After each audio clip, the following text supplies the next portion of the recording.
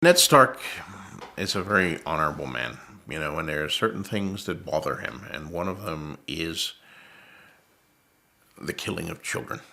This produced a rift between Robert and him back during the rebellion when King's Landing fell and the Lannister men killed Prince Rhaegar's two young children and wrapped the little bodies in cloaks and presented them to Robert.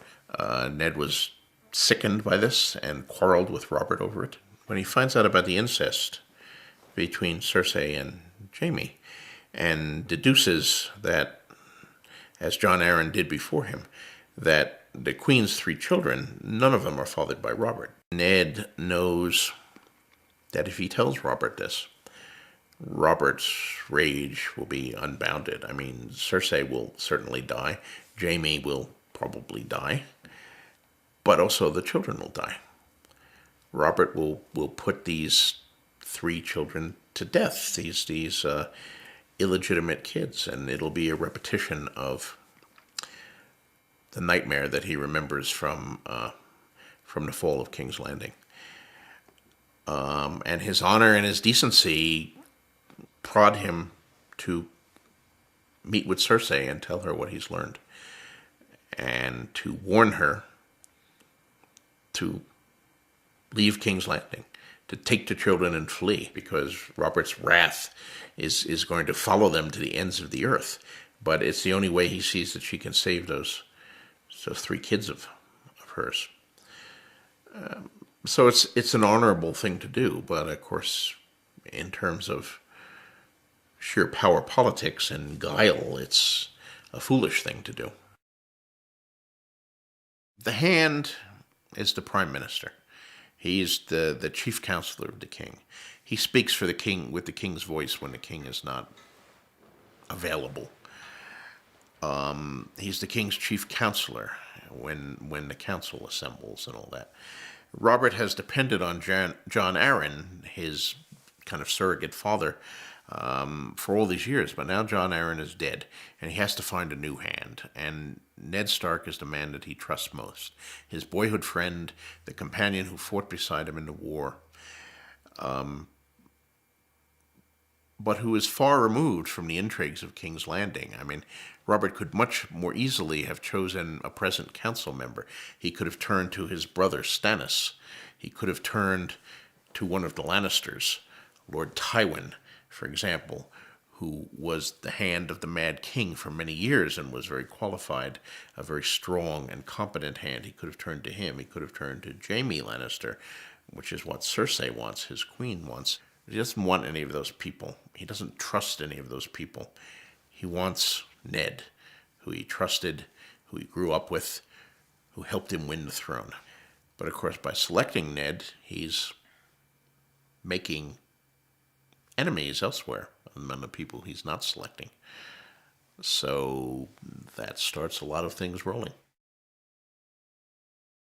Lady is sentenced to die, but it's Ned who takes it on himself to do it, because of the ethos of the Starks, which is the man who passes the sentence should swing the sword. He's not going to give his daughter's wolf to any of the Lannisters to kill. He's going to do it himself as compassionately as it is. It's a difficult task, but if it has to be done, he'll do it. So it says something about him. And of course, that scene also says something about Robert, and that's ominous, I think, is that Robert doesn't stand up to Cersei in that scene when she demands. Lady was completely innocent of the whole incident, but she's being a little vindictive there, and Robert is caving in before him. And that gives you, I think, an indication of the character of Robert, too. Robert does not like that kind of conflict.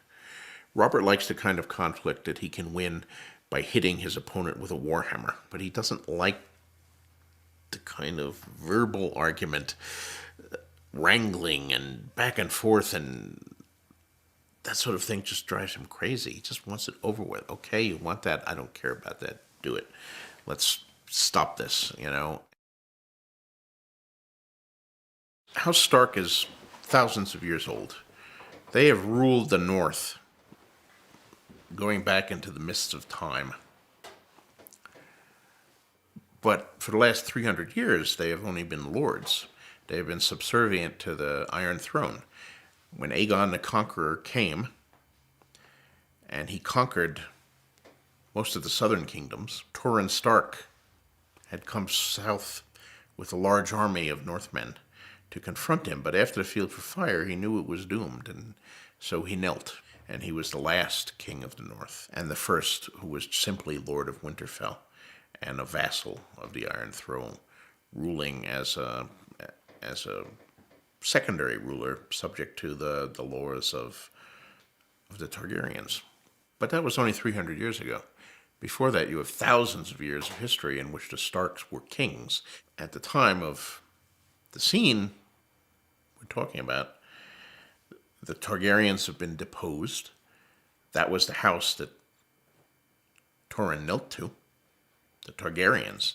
The Baratheons have effectively been deposed because Robert is dead, and the new king, Joffrey, is not, in fact, actually his heir, but is pure Lannister.